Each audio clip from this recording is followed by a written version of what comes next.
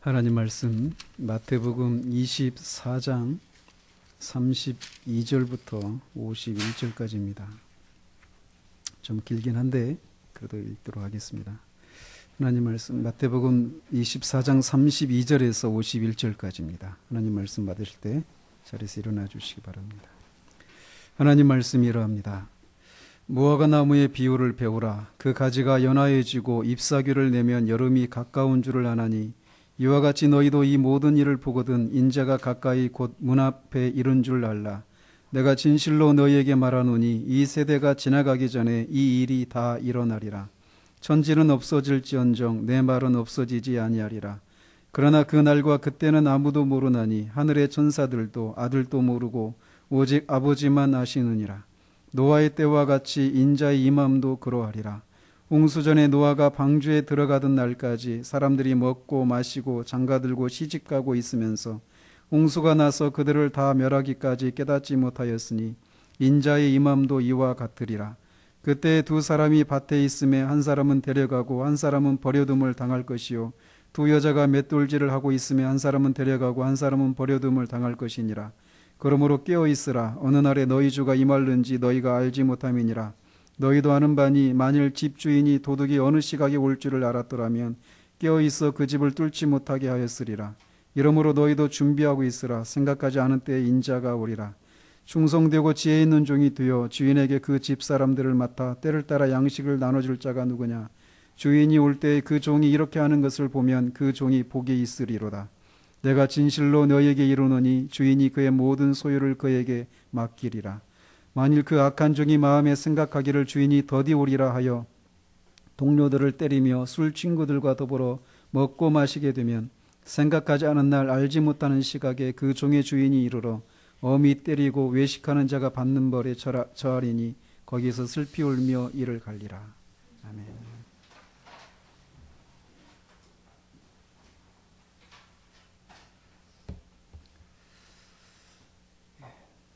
지난주에는 주님이 큰 환난 이후에 오신다라고 하는 것과 그때 많은 거짓 그리스도와 선지자들이 일어날 것이지만 속지 말라는 말씀에 대해서 살폈습니다. 주님은 비밀스럽게 오시거나 한 특정한 장소에 모여있는 사람들만 알 수 있는 방식으로 오시는 것이 아니라 모든 사람이 볼 수 있는 방식으로 오시고 또 천사들과 함께 영광 중에 오신다라고 하는 것을 살펴보았습니다. 그때 천사들을 통해서 사방에서 주님을 향한 믿음을 끝까지 지킨 자들을 모으는 일이 있을 것이라고 하는 말씀을 살펴보았습니다. 오늘 또 이어지는 말씀을 살펴보도록 합니다. 주님은 이렇게 제자들에게 주님의 재림이 임박했을 때 있게 될 여러 가지 징조들에 대해서 말씀하신 후에 이것을 들은 제자들이 그것들을 어떻게 적용해야 할지에 대해서 말씀하시기 시작합니다. 즉 주님의 재림을 기다리는 사람들이 어떻게 살아야 하는가에 대해서 적용을 하시기 시작했다라는 것이죠. 그 내용이 25장 그 끝까지 이어지는 내용이라고 할 수 있습니다. 그러시면서 주님은 먼저 제자들에게 무화과 나무의 비유를 배우라라고 말씀하십니다. 무화과 나무의 잎이 연해지고 잎사귀가 나오면 여름이 가까이 왔다라고 하는 것을 알 수 있듯이 주님이 앞에서 말씀하신 여러 가지 그 말세의 징조들이 나타나는 것을 보면 주님의 재림이 가까이 왔다라고 하는 것을 알라고 하시는 거예요. 어느 정도 가까이 왔냐? 문 앞에 이른 줄 알라고 하실 정도로 그렇게 가까이 온 것이라고 하는 것을 말씀하십니다. 그리고 이 일은 반드시 일어난다라고 하는 것을 34절과 35절에서 말씀하십니다. 근데 여기 이제 이 구절에 대한 해석이 여러 가지가 있어요. 특히 이 세대가 지나가기 전에 이 일이 다 이루리라라고 할 때 이 세대가 무엇을 가리키는가? 누구를 가리키는가? 또 이 일이 다 이루리라 라고 했는데 이 말씀이 무엇을 가리키는가에 대해 여러 가지 그런 견해들이 있습니다. 앞에서도 말씀드린 대로 주님은 이 24장, 25장 이 말씀을 이중적인 그런 예언을 통해서 말씀하신다라고 말씀드렸습니다. 그래서 1차적으로는 한 40년 후에 있을 그 예루살렘의 함락 때 일어날 그 일을 예언하시고 그때 그 일이 일어나기 전에 나타날 징조에 대해서 말씀하신 거란 말이죠. 그러면서도 동시에 주님의 재림을 앞둔 그 시기까지, 그러니까 모든 그 교회 시대 가운데 있을 그 전 시대에 나타날 그 전 시대가 다 종말이고 그 시대 가운데 이런 이 종말의 그 징조들이 반복해서 나타난다라고 하는 것을 이렇게 말씀을 드렸었습니다. 그래서 이 본문도 이중적으로 해석할 수 있다라는 것이죠. 그래서 1차적으로 이 세대는 지금 주님으로부터 이 종말에 관한 이 설교를 감람산에서 들고 있는 사람들이 살게 될 그 시대를 가리킨다라고 말할 수 있습니다. 그들이 살아있는 동안 예루살렘이 함락되는 일과 그에 앞서서 징조들이 반드시 있을 것이다 라고 하는 그런 말씀으로 해석할 수 있다는 거예요. 1차적으로. 그러나 동시에 이 세대는 단지 지금 그 당시 주님으로부터 그 설교를 듣고 있는 제자들이 살아가는 그 시대만을 말하는 것이 아니라 영적인 이스라엘, 즉 이스라엘 중에서 주님을 찾는 모든 족속이 사는 그 시대를 전체를 가리킨다라고 할 수 있습니다. 즉 쉽게 말해서 주님이 다시 오시기 전까지의 그 모든 세대를 가리킨다라고 할 수 있어요. 왜냐하면 지금 그 당시 그 주님의 설교를 듣고 있는 사람들이 죽기 전에 살아있는 동안 주님이 앞에서 말씀하셨던 그런 징조들이 모두 나타나는 것은 아니었거든요. 그리고 결정적으로 주님이 오시지 않았어요. 즉 지금 주님의 설교를 듣고 있는 제자들이 앞에서 주님이 말씀하신 이 말세에 나타날 징조들을 모두 경험하게 된 것은 아니기 때문에 여기서 말씀하시는 이 세대는 그 말씀을 듣고 있는 제자들이 살게 될 그 시대만을 말하는 것이 아니라 이후에 나타날 모든 신자들, 즉 주님이 재림하시기 전까지 있게 될 그 신자들을 가리킨다라고 할 수 있습니다. 그리고 그때까지 이 앞에서 말씀하신 그런 모든 징조들이 반드시 이루어질 것이다라고 말씀하신 것이다라는 겁니다. 그리고 그 일은 반드시 이루어지는데 어느 정도로 그 일이 일어날 수 있다라고 확신할 수 있느냐면 천지가 없어지는 일이 있을지언정 주님의 말씀은 없어지지 않을 것이다라고 말씀하실 정도로 확실히 일어난다라고 말씀하십니다. 주님이 하신 말씀은 천지가 없어지는 것이 불가능한 것처럼 그렇게 불가능할 정도로 반드시 이루어진다라고 말씀하신다라는 거예요. 그래서 주님은 반드시 다시 오시고 그에 앞서서 나타날 징조들도 반드시 이루어질 것이다라고 하시는 겁니다. 그러니까 앞에서 나타난 징조들이 나타나는 것을 보면 주님이 곧 오시겠구나라고 하는 것을 생각하라는 거예요. 그러나 이어서 말씀하시기를 주님이 반드시 이렇게 오시지만 그 날과 그때는 아무도 모른다라고 말씀하십니다. 천사도 모른다라고 말씀하십니다. 천사들은 주님이 다시 오실 때 주님과 함께 오는 존재들입니다. 그리고 항상 하나님 앞에서 하나님을 섬기는 존재들이에요. 그런 그들도 언제 주님이 다시 오실지 알지 못한다라고 말씀하십니다. 심지어 아들, 즉 주님 자신조차도 그 날과 그때를 알지 못한다라고 말씀하셔요. 물론 여기서는 주님의 인성적인 측면에서 그런 말씀을 하시는 것이죠.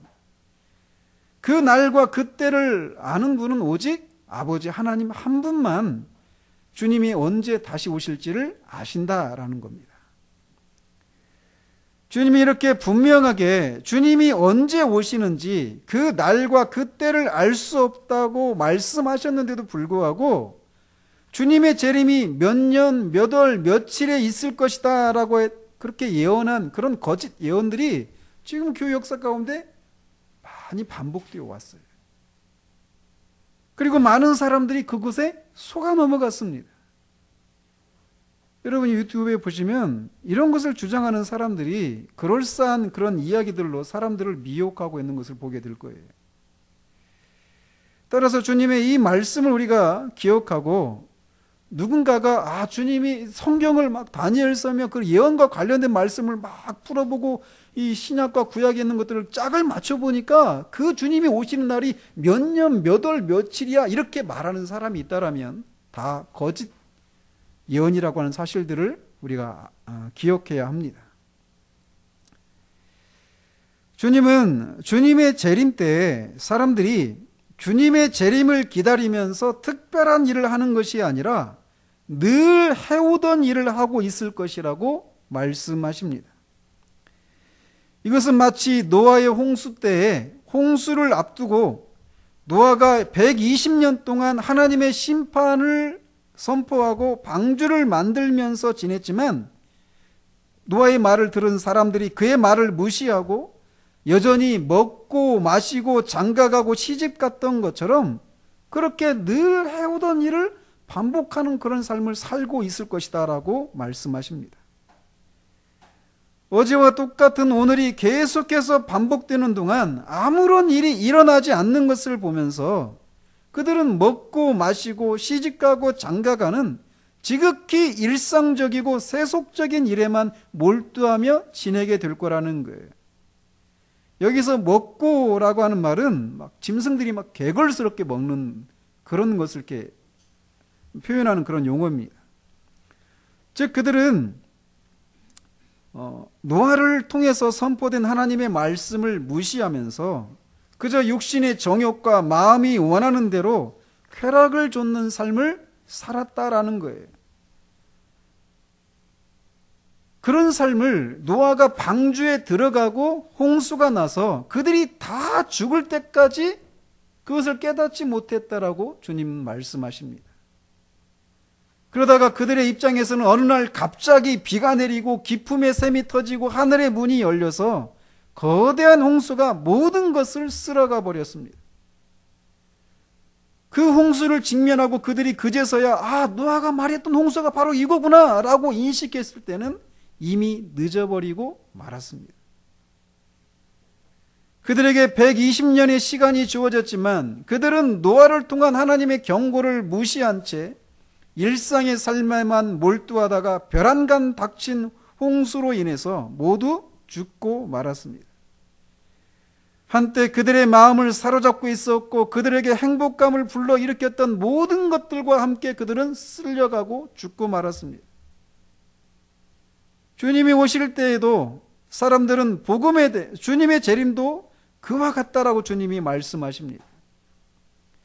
주님이 오실 때에도 사람들은 복음에 대해서 무관심하고 주님이 다시 오신다는 소식에 대해서 노아 시대의 사람들처럼 무시하고 귀를 기울이지 않은 채 그렇게 보이고 감각되는 이 세상의 일들에만 몰두한 채 살다가 갑작스럽게 주님의 재림을 맞이하게 될 것이라고 경고하시는 거예요. 준비되지 않은 채 주님의 재림을 맞이하는 사람들에게 그날은 얼마나 두려운 날이 될 것입니까? 그런 측면에서 여러분들은 준비가 되었습니까? 갑자기 오실 주님을 맞이할 준비가 되어 있는가라는 겁니다. 그리고 더욱 무서운 일은 그날이 왔을 때 사람들 사이에 무서운 구별과 분리가 일어날 것이라는 주님의 말씀입니다. 두 사람이 밭에 나갔는데 하나는 데려감을 당하고 하나는 버려둠을 당합니다. 두 여자가 맷돌질을 하고 있는데 하나는 데려가고 한 사람은 버려둠을 당합니다.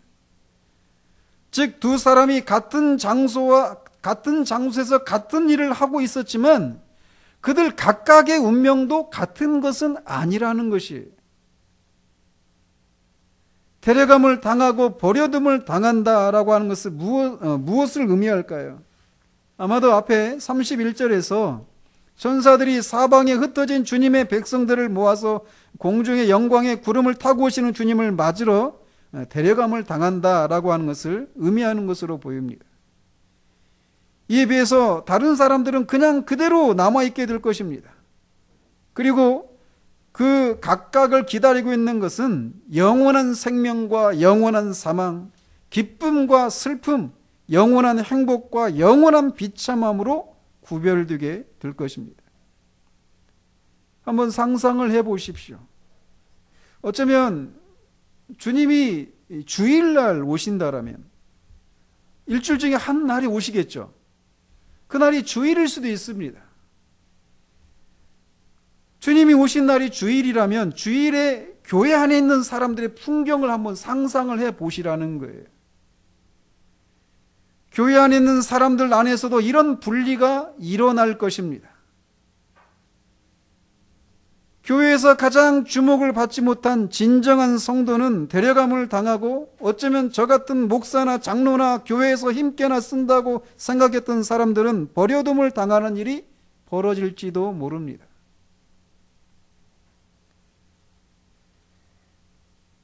그날의 그 풍경을 보는 것은 모든 사람에게 놀랍고 경악스럽고 두려운 일이 될 것입니다. 누군들 교회 안에 머물러 있으면서 주님이 오늘이라도 주님이 이곳에 오신다라면 내가 버려둠을 당할 것이다라고 생각하면서 교회 안에서 이렇게 주일날 예배하는 사람이 누가 있겠습니까? 다 주님이 자신을 데려갈 것이다라고 생각하며 앉아 있겠죠. 그러나 그렇지 않습니다.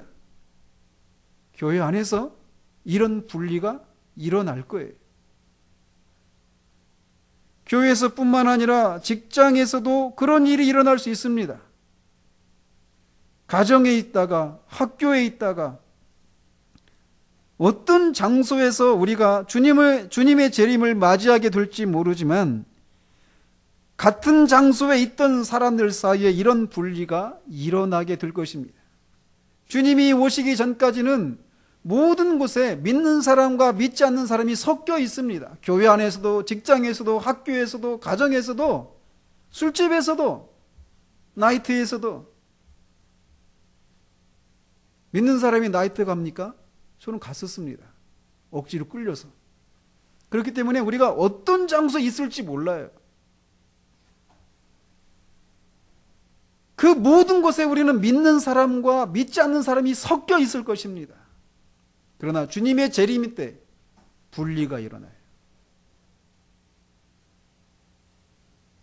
그날의 혼란스러움과 충격과 공포를 무엇에 비교할 수 있을까요?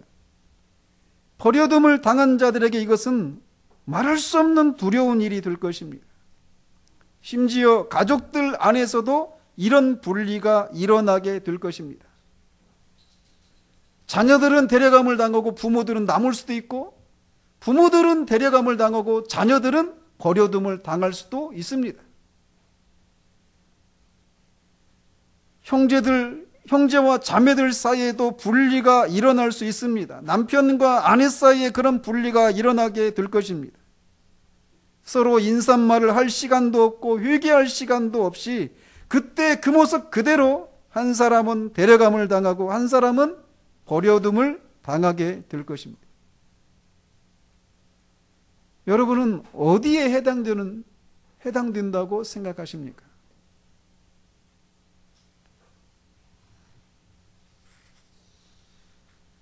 그렇게 갑작스럽게 임할 주님의 재림을 생각할 때 우리에게 요구되는 실제적인 준비는 무엇인가? 요즘 경주에서 지진이 막 일어나면서 지진이 일어나기 전에 일어나게 되면 어떤 필요한 그런 비상용품을 준비해야 한다, 그런 말들을 하는데, 갑자기 임할 주님의 재림을 앞두고 우리가 무엇을 준비해야 하는가를 주님은 이렇게 말씀하십니다. 깨어 있으라. 깨어 있으라라고 하는 헬라어가 경비원 또는 파수꾼이라고 하는 뜻의 그레고레오예요. 여기에서 그레고리라고 하는 이름이 나옵니다. 영어 그레고리라고 하는 이름이. 즉 주님은 우리가 군대의 보초병이 눈을 부릅뜨고 앞을 주시하면서 적의 동태를 살피는 것처럼 주님의 재림을 기다리라고 말씀하십니다. 왜냐하면 주님이 언제 오실지 모르기 때문에 그래요. 주님은 우리의 본성이 깨어있기보다 잠자기 좋아한다는 것을 아십니다. 주님의 재림에 대해서 생각하지 못하고 언제까지라도 이 땅에서의 삶이 계속될 것처럼 살아가기 쉬운 존재가 바로 우리라고 하는 것을 주님은 아십니다. 그렇기 때문에 주님은 데살로니가전서 5장 6절에서 그러므로 우리는 다른 이들과 같이 자지 말고 오직 깨어 정신을 차릴지라 라고 권면을 해요. 즉 다른 사람들은 다 잔다라는 겁니다. 그게 인간의 본성이라는 거예요. 그러나 주님의 재림을 소망하고 그것을 기다리는 사람들은 깨어서 정신을 차리고 있으라고 말씀하신다라는 거예요. 정신을 차린다라고 하는 것은 영적으로나 도덕적으로 매사에 신중하고 조심성 있게 행동하라는 것입니다. 주님의 재림은 주님이 말씀하신 것처럼 모든 사람이 전혀 예상하지 못한 때에 갑자기 임할 것입니다. 그날의 준비가 되지 않은 사람들은 준비하기에는 너무나 늦어버렸습니다. 주님의 재림을 도둑이 집을 뚫지 못하게 하는 것에 비유하시면서 이렇게 말씀하십니다. 만약 주인이 도둑이 언제 올지 알았다라면 그는 그 시간에 맞추어서 기다리고 있다가 방비를 할 것이라는 거예요. 그러나 세상에 어떤 도둑이 자신이 몇 시에 담을 넘을 것이다라고 예고하고 오는 도둑이 있겠습니까? 도둑은 언제나 집주인이 예상하지 못한 때에 집을 뚫고 들어오는 것처럼 주님의 재림도 그렇게 갑자기 이루어질 것이기에 항상 깨어서 준비하라고 말씀하십니다. 그렇게 예비하고 있을 때라도 예상치 못한 때 주님이 오신다라고 말씀하십니다. 그렇다면 여기서 깨어있으라고 하는 이 말씀이 문자적으로 잠을 자지 말고 마치 신경쇠약에 걸린 모습으로 살아가야 한다는 말인가? 온통 이 문제에만 사로잡혀서 높은 산속에 들어가서 주님이 오실 것만 기다리면서 일상의 삶을 팽개친 채 살아가야 하는가?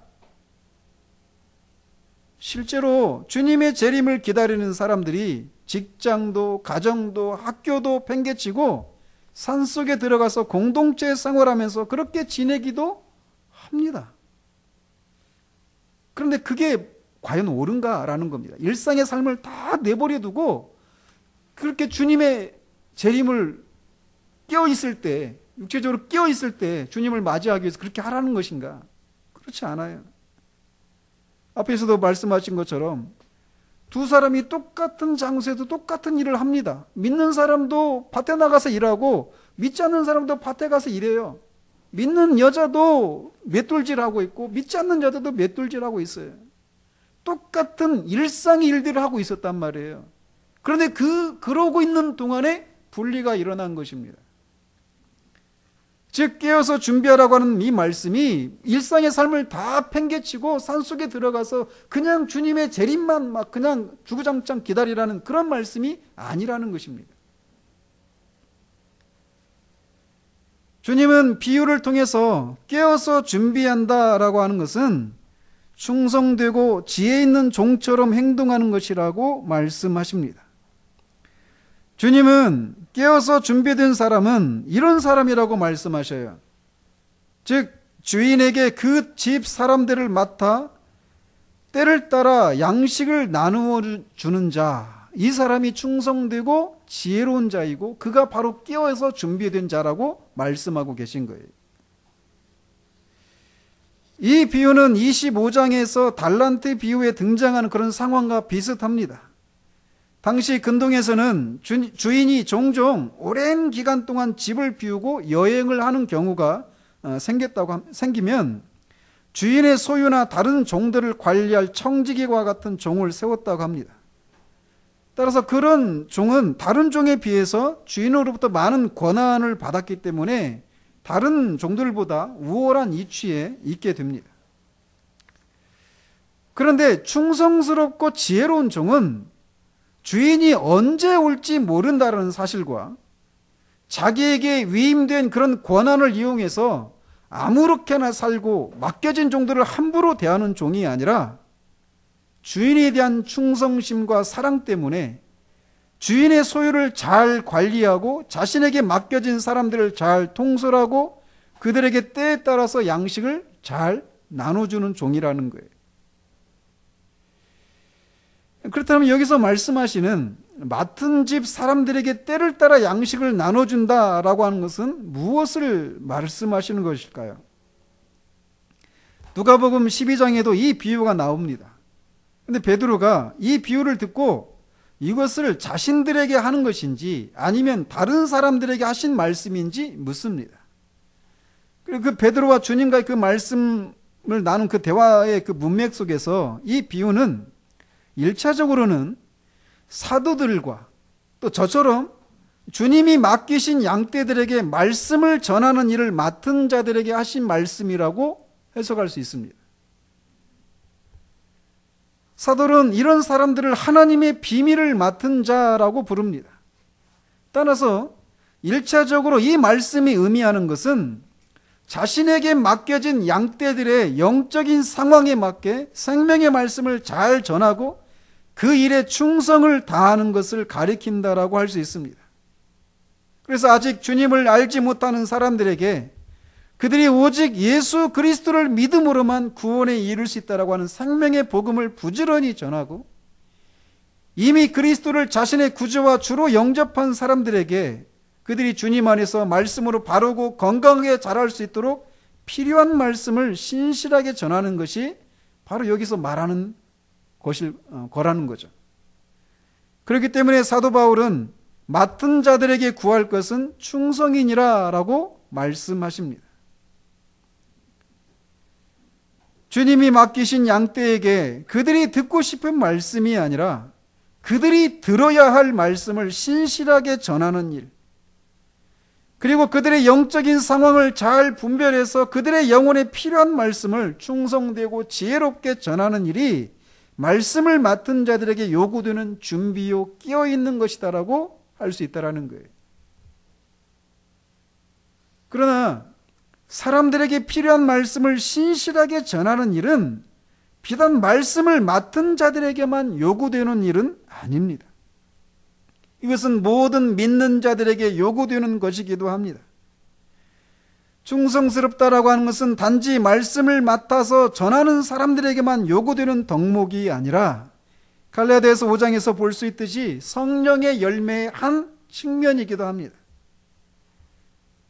즉 예수 그리스도를 믿어서 그 안에서 성령께서 내주하는 모든 신자들이 성령의 소욕을 쫓아 살아갈 때 맺게 되는 열매의 한 측면이 바로 충성이기도 해요. 따라서 이 말씀은 모든 신자들에게도 해당되는 말씀이라고 할 수 있다는 것이죠.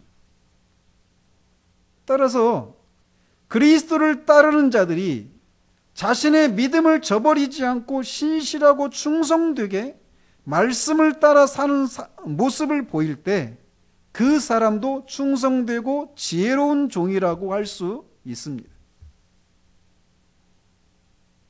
말씀을 붙들고 신실하고 충성되게 산다라고 하는 것이 쉽지 않은 일이라고 하는 것을 우리는 압니다. 얼마나 자주 우리는 낙심하고 의기소침해집니까?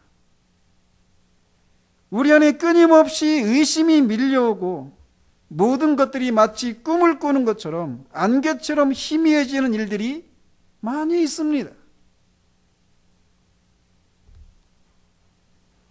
내가 이 길을 선택하지 않았다면 살 수도 있었을 삶을 바라보면서 후회가 밀려오기도 하고 언제까지 이렇게 낮은 삶을 살아야만 하는가에 대한 깊은 회의로 인해서 우울해지는 경우들이 종종 있다라는 것입니다. 그럴 때 우리는 모든 것을 내려놓고 그냥 될 대로 되라는 식으로 깊은 냉소와 무기력 속에서 허우적거리기도 합니다. 그러나 그런 속에서도 아무런 주님의 음성이 들리지 않고 주님의 손길이 보이지 않아도 주님이 우리에게 주신 말씀을 붙잡고 말씀을 따라 자신의 자리에서 충성을 다할 때 주님은 그런 종들을 귀하게 보십니다. 그리고 그런 종들에게 복이 있다라고 말씀하십니다. 저는 이 말씀이 얼마나 위로가 되는지 모릅니다. 뒤에 그 달란트 비유에서도 살피겠지만 충성되고 지혜로운 종, 즉 주님으로부터 복되다고 칭찬받는 그 조건은 그가 얼마나 많은 양떼를 돌보았는가에 있지 않고 그에게 맡긴 양떼들에게 얼마나 신실하게 필요한 말씀을 전했는가에 달려있다는 것에서 저는 큰 위로를 받습니다. 마찬가지로 이 말씀은 우리 모두에게, 여러분에게도 위로의 말씀일 수 있습니다. 만약 주님이 우리를 향해서 충성되고 지혜로운 종이라고, 너는 정말 복된 종이라고 칭찬하시는데 그 조건이 우리가 얼마나 많은 그런 삶의 열매를 맺었는가를 가지고 평가하신다라면, 우리가 얼마나 내 보일 만한 삶을 살았는가에 따라서 주님의 평가가 주어진다면 우리는 얼마나 부끄러운 사람들인가라는 겁니다. 주님의 평가는 우리에게 맡겨진 집안 사람들에게 때를 따라 양식을 나누어주는 신실함과 충성됨에 따라 평가하십니다. 주님이 옳다고 하신 말씀을 따라서 다른 사람이 알아주든 말든 싸우고 인내하며 묵묵히 말씀을 붙들고 살아갈 때 그 삶을 주님은 복되다라고 말씀하신다라는 거예요. 그런 삶을 살아갈 때 많은 상처들이 있을 것입니다. 늘 마음이 상하고 때로는 지치는 순간도 있을 것이에요. 그러나 그런 흑암 가운데서도 천류 역정에서 그리스도인이 그 어둠 속에서도 말씀의 칼을 붙들고 어둠 속을 뚫고 지나가듯 그런 흑암과 같은 그런 때 우리에게 요구되는 것도 바로 믿음입니다. 우리에게는 말씀이 있습니다. 그 말씀 속에 주님의 말씀을 따라 살다간 수많은 구름같이 허다한 믿음의 증인들의 삶을 바라보면서 우리도 그들의 발자취를 따라가야 합니다. 먼저는 믿음의 주여 온전케 하시는 주님의 발자취를 따라가야 합니다. 주님은 3시간 동안의 그 흑암 속에서 엘리 엘리 라마 사박다니, 나의 하나님 나의 하나님 어찌하여 나를 버리셨나이까라고 외칠 수밖에 없는 그런 상황을 십자가에서 맞이하셨습니다. 아버지 하나님은 그에게 옮겨진 우리의 죄를 인해서 아들에게 얼굴을 돌리셨습니다. 오직 공의와 진노로 아들을 짓밟으시고 짓뭉개셨어요. 아들은 아버지로부터 그런 대접을 받은 적도 없었고 그럴 이유도 없었지만 오직 저와 여러분들의 죄를 지시고 우리의 죄가 되셔서 우리를 대신에 그렇게 아버지로부터 버림을 받으셨습니다. 그리고 죽으셨습니다. 우리를 위해서 대신 하나님의 저주를 받아 죽으시면서도 아버지여 내 영혼을 부탁하나이다 라고 외치시면서 마지막 숨을 거두셨습니다. 모든 것은 흑암이었고 모든 상황은 도무지 하나님을 붙들 수 없는 상황이었지만 주님은 그렇게 끝까지 하나님 아버지를 신뢰하고 마지막까지 믿음을 행사하셨습니다. 그리고 그 믿음은 헛되지 않아 그는 다시 살아나셨습니다. 그리고 모든 이름 위에 뛰어난 이름을 얻으셨고 아버지 하나님이 약속하신 선물인 성령을 받아서 그를 믿는 자들에게 성령을 주시고 예수 그리스도를 믿어 죄사함과 영생의 선물을 주실 수 있게 된 것입니다. 주님의 삶은 그렇게 하나님의 약속을 붙들고 충성되게 믿음을 발휘하는 삶이었다라는 거예요. 주님이 우리에게 요구하시는 것도 바로 이 믿음입니다. 말씀과 다르게 상황이 흘러가도 말씀하신 주님이 결코 거짓말하실 수 없는 분이심을 믿고 말씀을 따라 살아가는 것, 그것이 바로 충성된 것이고 바로 그 사람이 지혜로운 사람입니다. 히브리서 11장에 열거하고 있는, 아니 시간과 지면이 부족해서 모두 열거할 수 없었던 수많은 믿음의 증인들의 삶이 모두 그런 삶이었습니다. 그들은 눈에 보이는 것을 쫓아 사는 것이 아니라 눈에 보이지 않지만 분명히 실제하고 역사하는 하나님의 약속의 말씀을 붙들고 살았던 믿음의 사람들이었습니다. 의인은 믿음으로 말미암아 사는 사람들입니다. 그것이 바로 충성된 것이에요. 언제 주님이 오실지 모르지만 오늘 우리에게 주어진 삶의 자리에서 주님이 옳다고 하신 말씀을 따라 충성되게 살아가는 것, 그것이 충성된 것이고 그 사람이 지혜로운 자이고 그가 복되다라고 주님으로 칭찬을 받는 사람이라는 것입니다. 그러므로 우리는 서로를 격려하고 믿음에서 물러난 성도들을 위해서 기도하고 때로는 권면하면서 주님의 오심을 기다리며 살아가야 할 것입니다. 그러나 충성된 삶을 너무 거창한 것만 생각하지 말기를 바랍니다.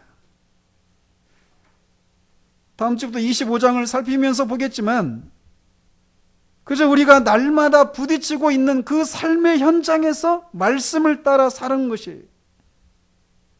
주님을 사랑하기 때문에 언제나 있어야 할 자리에서 해야 할 일을 하면서 마땅히 품어야 할 마음을 품고 묵묵히 자신의 길을 가는 것, 그것이 바로 충성된 것이에요.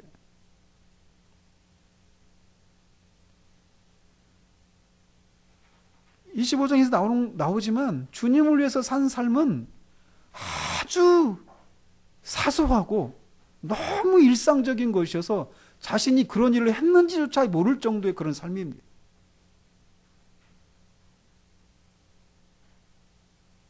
제가 청년 때 설교 속에서 들었던 얘기예요. 충성과 관련된 예화입니다. 여기서 우리 교회에서도 몇 번 했던 것 같아요. 한 교회에서 릴레이 기도를 이제 했어요. 24시간 릴레이 기도 하잖아요. 그렇게 하면서 사람들한테 몇 시부터 몇 시까지 누가 이게 다 짰어요. 근데 그렇게 해서 이제 시간이 이렇게 지났는데 목사님 차례가 되어서 갔어요, 교회. 그랬더니 그 교회 어떤 집사님이 목사님을 보더니 막 우는 거예요, 보자마자. 보니까 집사님이 기도하는 자리에 오줌을 싸놓은 거예요. 왜 그런 일이 일어났느냐면 집사님 시간에 가서 기도하는 뒷사람이 안 온 거예요. 그러니까 뒷사람이 올 때까지 계속 거기서 기도하고 기다리고 있었던 거예요. 그 기도하는 거 큰일 아니잖아요. 그런데 자기에게 그 맡겨진 일이라고 생각하고 하는 거예요. 주님 앞에 충성되게 살아가는 것, 그리 큰일 아닙니다. 여러분의 자리를 지키는 거예요. 정말 여러분이 예배 자리에 앉아서 말씀을 듣는 것, 이것도 충성된 일 중에 하나예요. 큰 일만 생각하지 마십시오.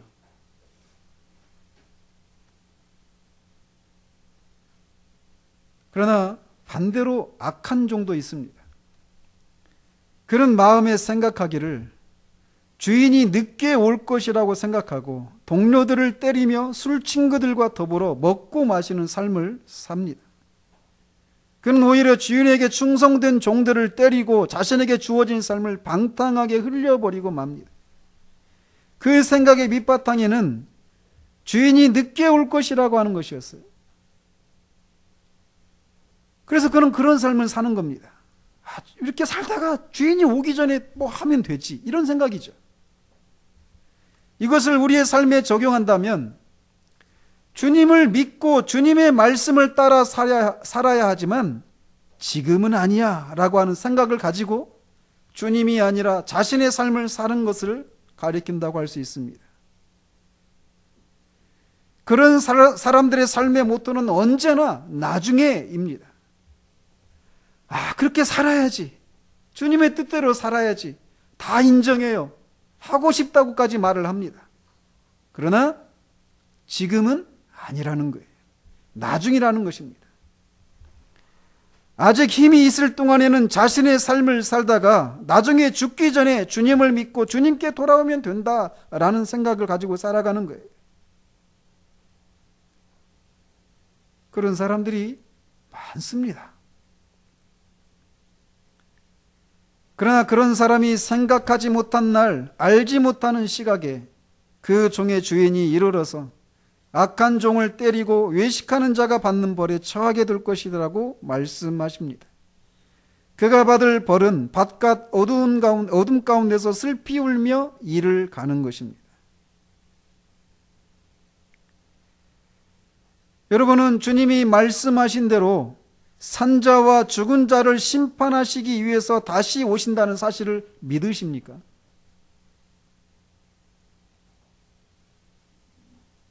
그 사실을 믿으신다면 그렇게 예상하지 못했던 때에 그렇게 오실 주님을 맞을 준비가 되어 있습니까? 만약 준비가 되어 있지 않다면 여러분이 하셔야 될 준비는 속히 그 주님을 여러분의 구주로 영접하는 겁니다. 뒤로 미루지 마십시오. 내일은 여러분의 것이 아닐 수 있어요. 죄 중에 가장 큰 죄는 불신앙의 죄입니다. 왜냐하면 믿지 않는 것은 하나님을 거짓말하는 분으로 여기는 그런 죄이기 때문에 그렇습니다. 그리고 그 죄는 결코 작은 죄가 아니에요. 여러분들 중에는 믿고 싶어도 믿음을 주셔야 믿지요 라고 하면서 믿기를 거부하고 뒤로 미루고 있는 사람들이 있습니다. 그러나 믿지 않는 것이야말로 죄 중에 가장 악한 죄라는 사실을 기억하십시오. 즉 여러분은 날마다 악한 죄를 더해가고 있다는 것을 기억하시라는 것이에요. 그러므로 여러분이 하셔야 될 일은 말씀대로 여러분이 죄인이라는 사실들을 인정하셔야 합니다. 그리고 여러분이 하나님의 심판 아래 있다는 사실도 인정하셔야 됩니다. 그리고 그 심판으로부터 벗어날 수도 없다라고 하는 것도 인정하셔야 합니다. 오직 예수 그리스도를 믿음으로만, 그분을 신뢰함으로만 심판에서 벗어날 수 있다는 사실을 인정하셔야 돼요. 그리고 그 예수 그리스도를 신뢰해야 합니다. 여러분의 기도 생활, 선하고 경건한 삶, 어떤 희생과 헌신, 성경 읽기와 공부, 이런저런 영적인 체험, 그것을 붙들지 마십시오. 저 역시도 한때 그런 것들을 붙들고 살았습니다. 내가 이런 것이 있었으니까, 이런 것을 하고 있으니까 내가 구원받았지, 천국에 갈 수 있지, 이렇게 생각했어요. 그러나 우리 안에서 나오는 그 어떤 것으로도 우리의 죄 문제를 해결할 수 없습니다. 우리 안에서 나오는 그 어떤 열심으로도, 어떤 선한 것으로도 하나님의 진노를 달랠 수 없어요. 오직 우리를 대신해서 우리가 받아야 될 그 모든 진노, 그 심판을 한 몸에 받으신, 십자가에서 받으신 그 예수가 바로 나를 위해서 죽으셨고, 그 예수를 믿는 자마다 죄 용서를 해주시고 생명을 주신다라고 하는 그 말씀을 붙드는 것, 오직 그 믿음으로만 우리가 하나님의 심판에서 벗어나서 하나님의 자녀가 되는 복을 누릴 수 있습니다. 그러므로 속히 그 그리스도를 여러분의 구주로 믿으십시오. 그분만이 여러분을 구원하실 수 있는 분이라고 그분만 붙잡으십시오. 그분만 신뢰하십시오. 다른 누구가 아니라 오랜 시간을, 구원을 위해서 오랜 시간을 찾고 찾아야 그 하나님의 은혜를 얻을 수 있다고 생각하지 마시라는 겁니다. 이미 그 길을 마련해 놓으셨어요. 바로 그분이 십자가에서 죽으시고 다시 사신 예수 그리스도이십니다. 그분을 믿으십시오. 그분만이 여러분을 구원해 주실 수 있음을 믿으십시오. 스펄전이 성령의 역사를 통해서 자신의 그 비참함을 깨달았어요. 온통 자신의 영혼의 구원의 문제에 몰두하고 있었어요. 그 스펄전 목사님을 회심케 한 그 설교자가 누군지 아십니까? 저도 몰라요. 왜? 무명의 그냥 교회 집사였거든요. 그 교회 집사님이 그 19살인가 17살인가 됐을 때예요. 스펄전 목사님. 보자마자 젊은이 예수를 바라보라. 자기가 구원받아야 되고 스스로 구원받을 수 없다는 사실들로 인해서 비참한 가운데 있는 그 스펄전에게 그 이름도 없는 그 집사가 예수를 바라보라고 그 말씀을 믿고 그 예수를 바라봤어요. 그분만, 십자가에 달리신 그분, 하나님의 버림을 받았던 그분이 나를 대신해서 버림을 받았고 나를 대신해서 심판을 받았다는 사실들을 붙들었을 때 그가 하나님이 주시는 평강을 누리기 시작했어요. 뒤로 미루지 마십시오. 오랜 동안 노력을 해야 된다고 생각하지 마십시오. 이미 계시된 그 말씀대로 그리스도를 바라보시고 그분만 붙잡으십시오. 어떤 양심의 송사와 사단의 참소가 밀려와도 오직 그분 그리스도만이 나의 구세주라는 사실들을 붙잡으십시오. 그러면 여러분의 영혼에 시원한 날이 올 것입니다. 이미 그런 믿음 안에 거하는 사랑하는 성도 여러분,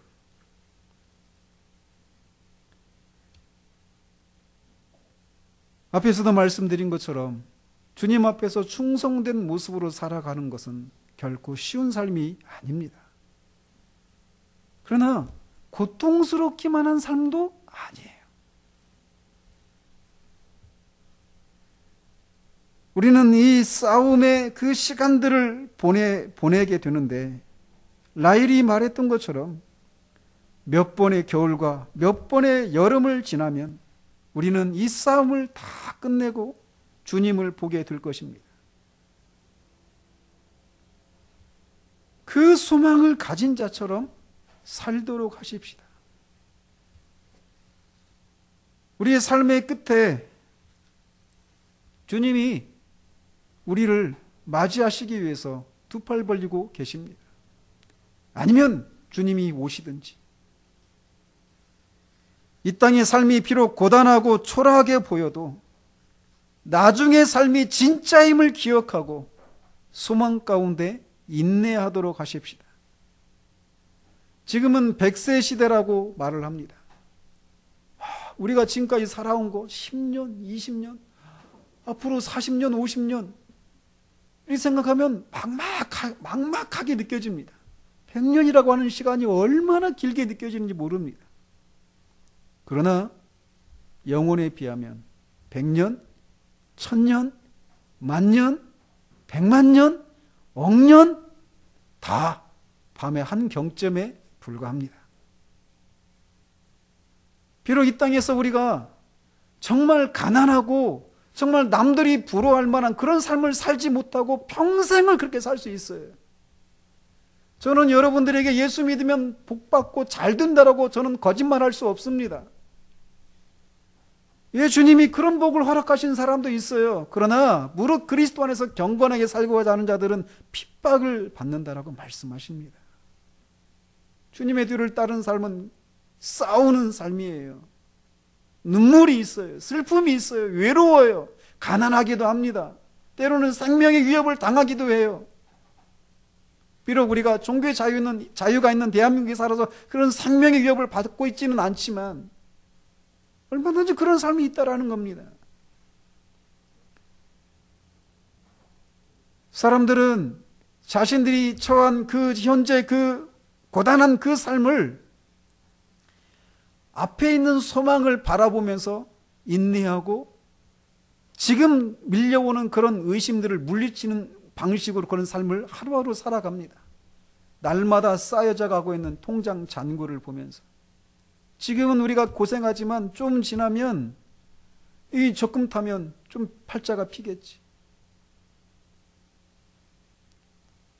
허름한 옷을 입고 있어도 주머니 속에 들어있는 그 보석을 만지작거리면서 흐뭇한 미소를 짓는 사람처럼 사람들은 누군가 지금은 내가 이렇게 고단하고 힘들지만 조금 있으면 나아질 것이다라고 하는 그런 소망을 가지고 오늘을 인내하며 견디며 살아가는 거예요. 마찬가지로 그리스도인은 뒤에 우리에게 베푸신 은혜를 회상하며 살아가는 존재일 뿐만 아니라 앞에 우리에게 기다리고 있는 그 영광의 소망을 바라보며 사는 사람들입니다. 통장의 잔고는 없을 수 있어요. 아니, 마이너스 잔고일 수도 있습니다. 그것이 아마 우리가 죽을 때까지 우리의 삶일 수도 있어요. 우울하죠? 근데 그럴 수도 있습니다. 그런데 진짜 삶은 그렇다고 해서 이 삶이 진짜가 아니라는 건 아닙니다. 비할 수 없는 삶이, 영광의 삶이 우리 앞에 기다리고 있습니다.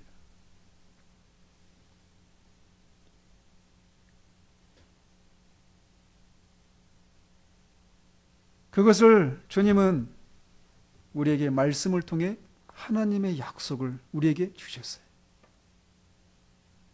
이 선한 하나님의 말씀을 붙들고 인내하십시다. 주님이 우리를 충성되고 지혜로운 종이라고 부르실 때 이 땅의 수고를 인해서 흘린 눈물과 슬픔은 기억조차 나지 않을 것입니다.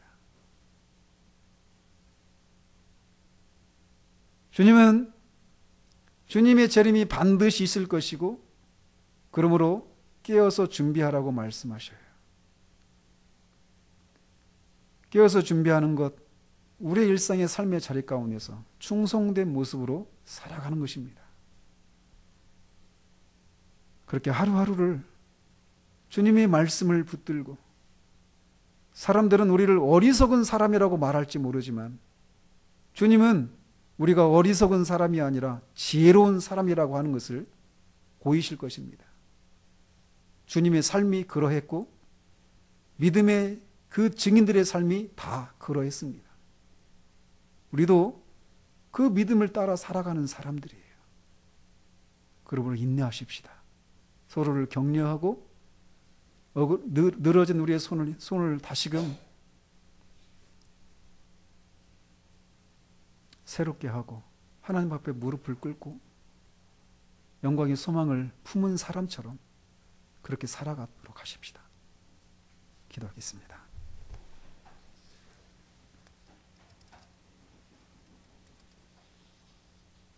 주님은 아십니다.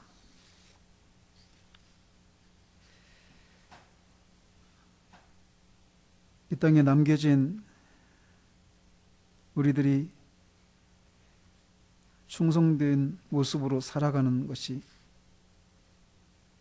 얼마나 고단하고 힘든 것인지를 주님은 아십니다. 왜냐하면 주님이 친히 죄는 없으시나 우리와 똑같은 모습으로 오셔서 이 땅에 사시고 이 땅에 사시는 동안 질고의 사람으로 사셨기 때문입니다. 그 주님이 하나님의 약속을 붙들고 충성된 모습으로 살아 결국은 지혜로운 사람으로 입증되셨던 것처럼 우리도 주님의 재림을 기다리는 사람으로서 오늘 우리에게 주어진 삶의 자리 가운데서 충성된 모습으로 살아 우리의 믿음이 결코 헛되지 않고 세상 사람들이 말하는 것처럼 우리가 어리석은 사람들이 아니라 지혜로운 사람임을 입증되게 될 때까지 그렇게 인내하며 믿음의 선한 싸움을 싸워 나가는 우리 모두 될 수 있도록 주님 도우시옵소서. 예수 그리스도 이름으로 기도합니다. 아멘.